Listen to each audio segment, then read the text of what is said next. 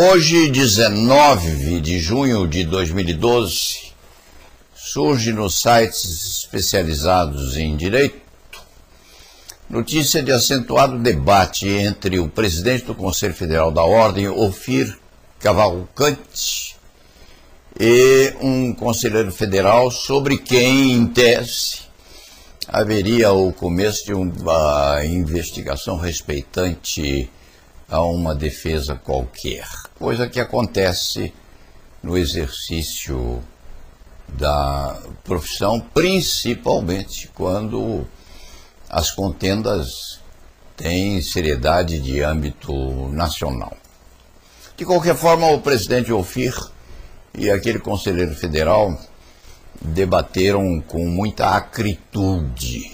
No entremeio, o conselheiro federal, que tem voz e vez no conselho, se defendeu ou contrariou a palavra do presidente Ofir, afirmando que as contas da Ordem dos Advogados precisavam ter transparência, não ser fechadas, e que ele, conselheiro federal, pertencendo a uma Câmara que fiscalizava tais circunstâncias, tinha, de vez em quando, alguma dificuldade em examinar a contabilidade. Isso provocou da conselheira federal Márcia Melaré, que exerce, quem sabe ou quiçá, a função ou cargo de corregedora, provocou na eminente conselheira a imediata instauração de procedimento apto a verificar essas particularidades.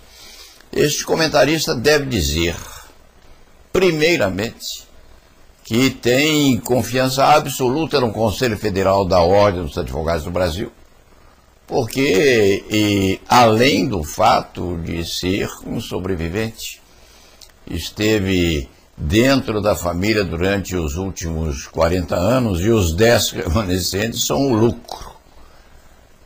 O Paulo Sérgio Leite Fernandes esteve nos escaninhos da corporação durante 2 vezes 20 anos. E sabe que a diretoria, o Conselho Federal e a presidência do Conselho Federal podem até ter alguns defeitos, alguns pecadilhos, porque procurando bem todo mundo tem pereba, só a bailarina é que não tem. Mas pecados dessa natureza, este conselheiro nunca viu o Conselho Federal da Ordem praticar. É, evidentemente, uma guilda vinda lá do escolho da Idade Média, fechada, é uma corporação à moda dos artesãos, lá do século XIII e do século XIV, mas a confiabilidade é absoluta. De maneira que não quer tratar disso, não vai tratar disso. Acredita na imaculabilidade da beca e da toga do presidente do Conselho Federal, o que não significa que goste dele. É preciso que este cronista diga que não gosta de Ofir Cavalcante. E não tem esse afeto por ele, porque Sua Excelência, ano passado, durante um debate, durante uma briga muito séria no Conselho Nacional do Ministério Público, e antes dessa briga, publicamente, teceu manifestações tendentes à prisão de cliente deste cronista. Queria que a cliente fosse presa. E isto, obviamente, viola o estatuto da corporação, que proíbe o advogado de interferir na defesa praticada por colega. Isto mereceu uma disputa, uma discussão prenhe de negrume entre este cronista e o presidente do Conselho Federal da Ordem. Isto vem ao fecho da crônica escrita. Quem quiser abrir o áudio há de ouvir o que este cronista disse ao presidente do Conselho Federal da Ordem, isto no ano passado. Isto há de acompanhar a vida deste conselheiro, ou deste advogado, que conselheiro federal já foi durante muitos e muitos anos. Não há de se esquecer do presidente do Conselho Federal da Ordem, Ofir Cavalcante, enquanto se lembrar disto. E a memória deste cronista é uma memória permanente. É muito difícil que ela se apague respeitante a particularidades como esta. Não gosta do presidente Ophir Cavalcanti, que, aliás, está por deixar a presidência no fim deste triênio. Não simpatiza com ele, não. A pessoa nem conhece, mas como presidente do Conselho Federal da Ordem não poderia ter interferido na defesa do companheiro. E o fez muito mal, inclusive divulgando publicamente que queria a prisão da hoje paciente. E àquela altura da acusada, cujo nome também não vem a pelo, porque o nome das criaturas, quando mereçam respeito, deve ficar à margem de qualquer comentário.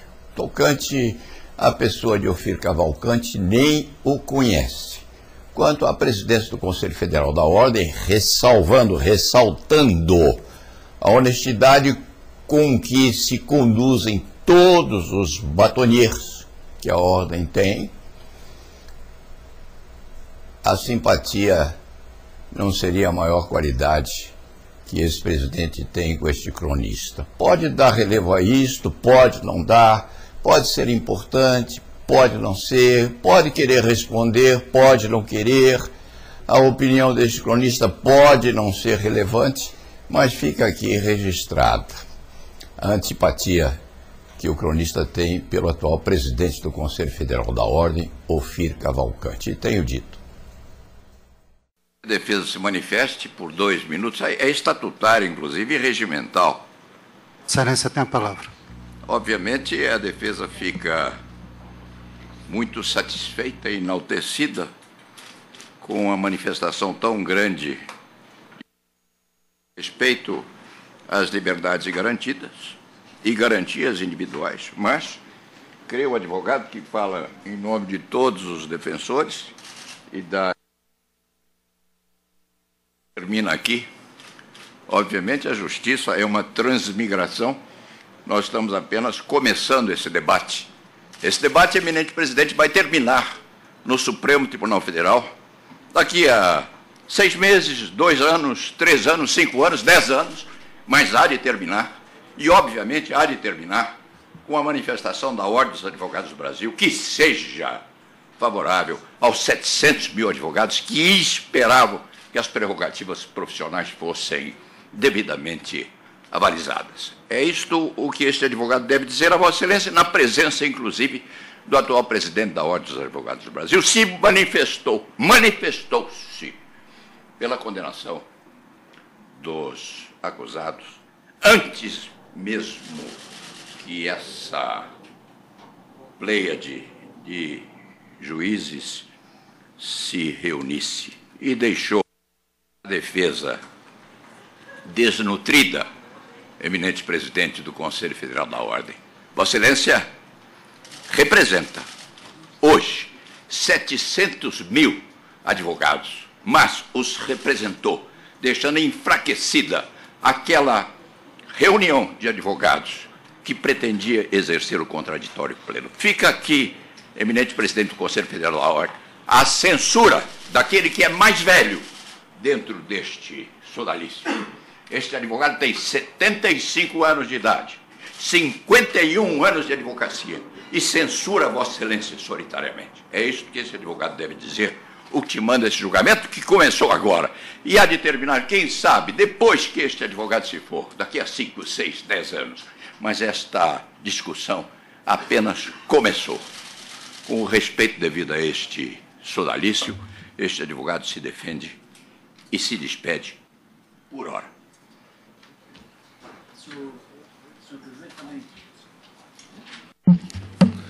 Senhor presidente? Um minutinho. O eminente presidente da Ordem dos Advogados pede a palavra. Eu quero, em primeiro lugar, dizer a todos os presentes, não iria nem me manifestar, mas a vida nos reserva surpresas, às vezes agradáveis, às vezes desagradáveis, mas temos que enfrentá-las de forma democrática. Esse é um momento que pode ter certeza de tristeza para todos nós. Ninguém está aqui vibrando com a condenação de um procurador-geral de justiça, de um Estado como o Distrito Federal. Isso, evidentemente, não agrada a quem quer que seja. Mas isso demonstra que este Conselho faz cumprir o preceito constitucional de que todos, absolutamente todos, são iguais perante a lei. A norma constitucional está inscrita e deve ser efetivada, e esse Conselho demonstra a todos. Quanto à censura, evidentemente que respeito toda a história de luta do eminente advogado Paulo Sérgio Leite Fernandes, mas devo dizer que não a acolho. E não a acolho porque Vossa Excelência não tem a mínima razão.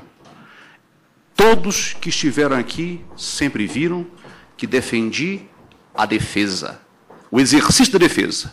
Mas isso não significa dizer que vou defender, ou que a Ordem dos Advogados do Brasil está obrigada a defender, o fato. Cabe ao advogado fazê-lo. A Ordem funciona aqui como uma fiscal da sociedade brasileira para fazer prevalecer a Constituição da República e não para prevalecer o interesse do advogado. Por isso, independentemente de não ser esse o foro, eu quero deixar bem claro que não tenho qualquer tipo de censura, qualquer tipo de debate. Estou disposto a debater aqui ou fora daqui. A ordem é maior do que todos nós, caro colega Paulo Sérgio Leite Fernandes.